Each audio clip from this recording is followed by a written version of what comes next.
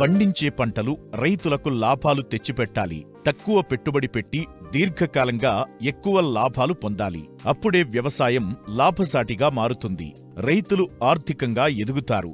ఈ సూత్రాన్నే కొందరు రైతులు పాటించి మంచి లాభాలను పొందుతున్నారు. అలా ఈ కోవలోకే వస్తారు అన్నమయ్య జిల్లా రాయచోటి మండలం కమ్మరిపల్లి గ్రామానికి చెందిన రైతు సురేందర్ రెడ్డి.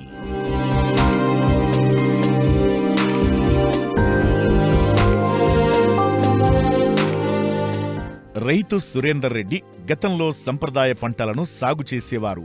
అయితే ఏటికాయేడు పంట పెట్టుబడులు పెరుగుతూనే ఉన్నాయి, దిగుబడులు తగ్గుతున్నాయి. వచ్చిన దిగుబడులకు మార్కెట్లో సరైన మద్దతు ధర లభించకపోవడంతో పంటల సాగు మార్చాలనుకున్నారు. ఈ నేపథ్యంలోనే ఖర్జూర పంటను ఎంచుకున్నారు. తనకున్న 3 ఎకరాల్లో 6 ఏళ్ల క్రితం ఖర్జూర మొక్కలను నాటారు. గతేడాది మొదటి పంట దిగుబడులను తీశారు. ప్రస్తుతం రెండో పంట దిగుబడులను తీసేందుకు సిద్ధమవుతున్నారు. వచ్చిన పంటను స్థానికంగానే అమ్ముతూ మంచి లాభాలను ఆర్జిస్తున్నారు. ముందుండే పంటల్లో ఆదాయం లేకపోవడంతో కొత్త పంట ఎంచుకొని మేము ఇట్లా చేయడం జరిగింది. ఇప్పుడు ఈ ఖర్జూర పంటతో మంచి లాభాలు కూడా దిగుబడి వస్తుంది. మేము మొదట్లో ఈ ఖర్జూర చెట్లు సుమారు 200 చెట్లు వేసాము. ఈ 200 చెట్లు ఒక చెట్టు సుమారు 4,000 రూపాయలు పడింది. మొదట్లో ఖర్చు వస్తుంది.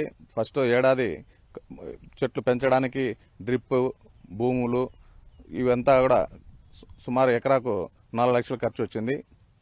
తర్వాత ప్రతి ఏడాది మళ్ళీ ఖర్చు తగ్గుతూ వస్తుంది. ఇప్పుడు మేము 2 పంటలు దిగుబడి కూడా తీసాము. ప్రతి ఏడాదికి ఒకసారి పంట వస్తుంది. ఈ పంట సుమారు 50 నుంచి 60 సంవత్సరాల వరకు ఒకసారి మొక్క నాటితే 50 నుంచి 60 సంవత్సరాల వరకు పంట ఆదాయం తీసుకోవచ్చు. ప్రభుత్వం మనకు ఇట్లాంటి పంటలకు ప్రోత్సహిస్తే మరింత రైతులు ఆదాయం వచ్చే సోర్సెస్ ఎక్కువగా ఉంటాయి. డ్రిప్ ఏర్పాటు చేశాము. ప్రతిరోజు వాటికి నీరు అవసరం ఉంటుంది. తక్కువ నీరైనా సరిపోతుంది. మంచి ఆదాయం వస్తుంది.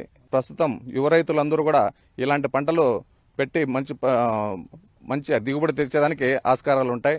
వీటిని కూడా చూసి దీనిపై అవగాహన పెంచుకొని ఇలాంటి పంటలు పండించుకోవడానికి ముందుకు రావాలని ఆశిస్తున్నాం.